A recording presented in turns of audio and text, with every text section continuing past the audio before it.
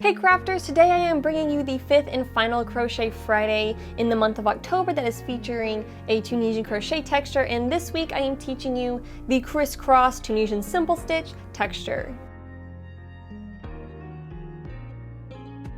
As the name kind of gives away, the only stitch you need to know is the Tunisian simple stitch, but I'm going to show you a fun way to work this to create a really beautiful pattern. So for this project, I'm going to be using some Red Heart Super Saver. I believe this is the color Shocking Pink. I'll link it in the description below. And then as far as hook size, I'm going to be using one of my hooks from my Denise interchangeable crochet hook kit. This is a size J 6mm, but as is good practice with any Tunisian crochet, I am going to use a size K 6.5mm hook to crochet the foundation chain. And this is just a random metal boy hook because I didn't feel like pulling out my bigger pack of the Denise hooks. Again, I'll link these below. So this project, as all Tunisian crochet projects, starts with a chain and then a foundation row. Your chain can be however long you want. The important thing is that you chain an even number of stitches. So I think I will do 12 chains for the sake of the video. Now that I've crocheted my 12 chains, I'm going to swap to my smaller hook size, my size J, and this is what I will stick with for the rest of the project. So the first row, this foundation row here, is going to be just a standard Tunisian crochet foundation row, where I'm going to pick up a loop from every stitch. So the loop on my hook counts as the loop from the first stitch. Then I'm going to go to my second chain, insert my hook, yarn over, pull up a loop, and I like to work in these back nubs here. Go to my next stitch, insert, yarn over, pull up a third loop, fourth stitch, insert, yarn over, and pull up a fourth loop, and I'm going to do this all the way until the end until I have 12 loops on my hook.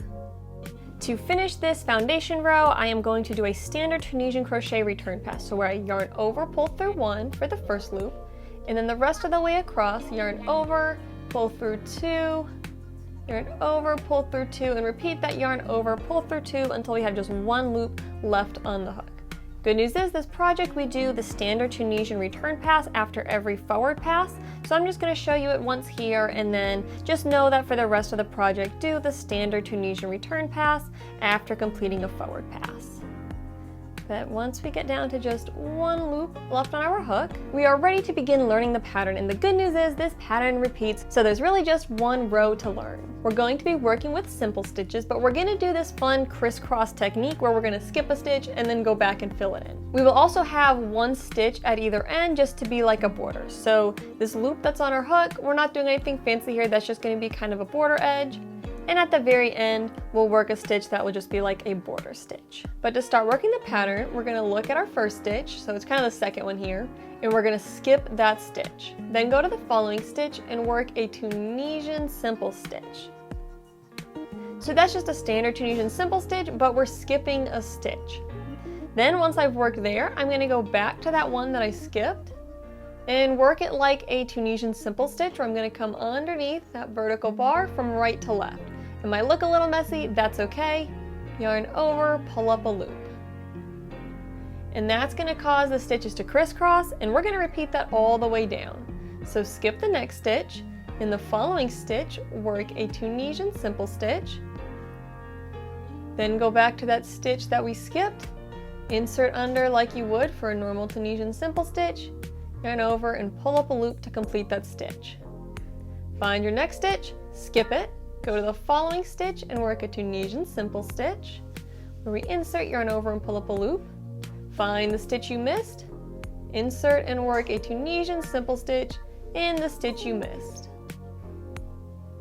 Again, skip the next stitch, work a Tunisian simple stitch in the following stitch, then work a Tunisian simple stitch there in that stitch that we skipped. One more time for me, skip a stitch, work a Tunisian simple stitch in the following spot, and then go back and work a Tunisian simple stitch in that stitch that we skipped. Then to finish it all off, I'm going to work a stitch in my very last spot, and I guess it's kind of like a knit stitch because I'm going underneath both of these vertical bars. I always like to, in my last stitch, go under both vertical bars just because it creates a neater edge. I've got my 12 loops on my hook, and I'm going to work a standard Tunisian return pass, and then I'll show you how that looks. Alright, so here's what we've got after working our first row. Of course, it's a little hard to see because it's curling a little bit, but we're going to keep working this and we're going to end up getting this fun crisscross texture. So for row 2, row 3, and for the rest of the rows in our project, we're just going to repeat what we did with row 1. So this first loop on our hook, we're just going to leave that be. That's our first stitch. We don't worry about it. We're going to find our next stitch and skip it. In the following stitch, insert your hook and work a Tunisian simple stitch. Then go back to that stitch we skipped and work a Tunisian simple stitch into that spot. And then repeat it. Skip the next stitch, work a Tunisian simple stitch in the stitch that follows, go back to the stitch we skipped, and work a Tunisian simple stitch in that spot.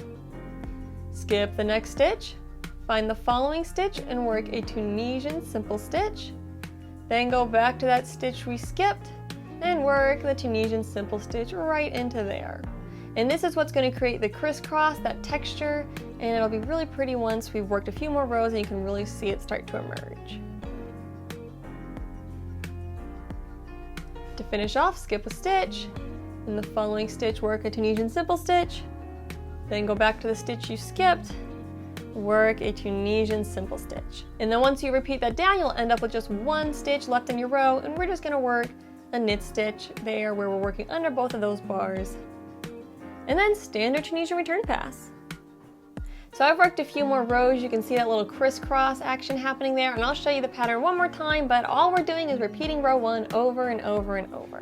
So one last time, we'll go through this pretty quickly. First loop just stays on our hook. Skip the next stitch. In the following stitch, work a Tunisian simple stitch. Go back to the skip stitch and work a Tunisian simple stitch there. Skip the next stitch, work a Tunisian simple stitch in the following, then go back and work a Tunisian simple stitch in that stitch you skipped. Skip your next stitch, go to the following stitch, work a Tunisian simple stitch, find the stitch that you skipped, work a Tunisian simple stitch in it. Skip the next stitch, go to the following stitch and work a Tunisian simple stitch, go to the stitch you skipped, and work another Tunisian simple stitch.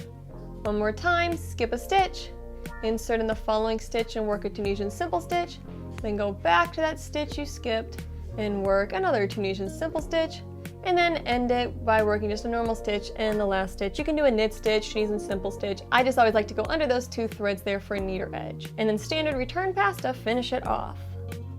So I'm about to finish off my project and then put a single crochet border on here and show you how it looks.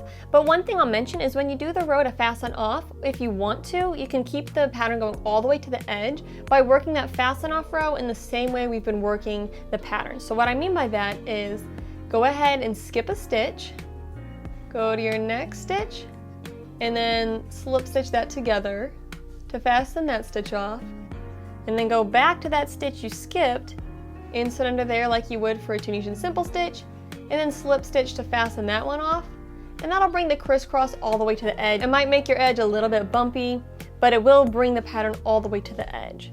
So again, skip a stitch, insert under the next one like you would for the Tunisian simple stitch, work a slip stitch, go back to the stitch right here that we skipped, insert under there, work a slip stitch. That'll bring that crisscross all the way to the edge. So I'm going to fasten this off using this method. Of course, you can fasten off just like normal. It will just create kind of a simple stitch looking edge to it. But then once I get this fastened off, I'm going to put a single crochet border on here and I'll show you how this texture turns out.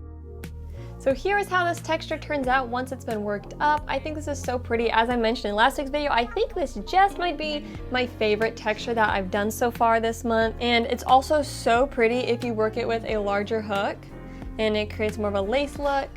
You still have those little crisscrosses in there. So another thing I will mention with this particular fabric that it creates is it does tend to have a little bit of gaping in between the crisscross sections. So it kind of have these really dense pillars, if you will, and then a little bit more gaping and holes in between them. And of course, working with the bigger hook makes everything looser, but still it kind of has these like rows and then a little bit of spacing, and that's because when we work that crisscross, it's just naturally tighter than when we work like normal. But this is my 5th and final Crochet Friday for the month of October. It's crazy that October is just about over, Halloween's tomorrow, and then we are getting into November, which basically for me that means Christmas is fair game. So in November and into December, I've got a lot of fun Christmas decorating and DIY ideas that I'm going to be bringing you, and I'm really excited to be sharing those with y'all. But I hope everyone has a happy and safe Halloween. Go enjoy some candy, and I will see you in my next video. Happy crafting!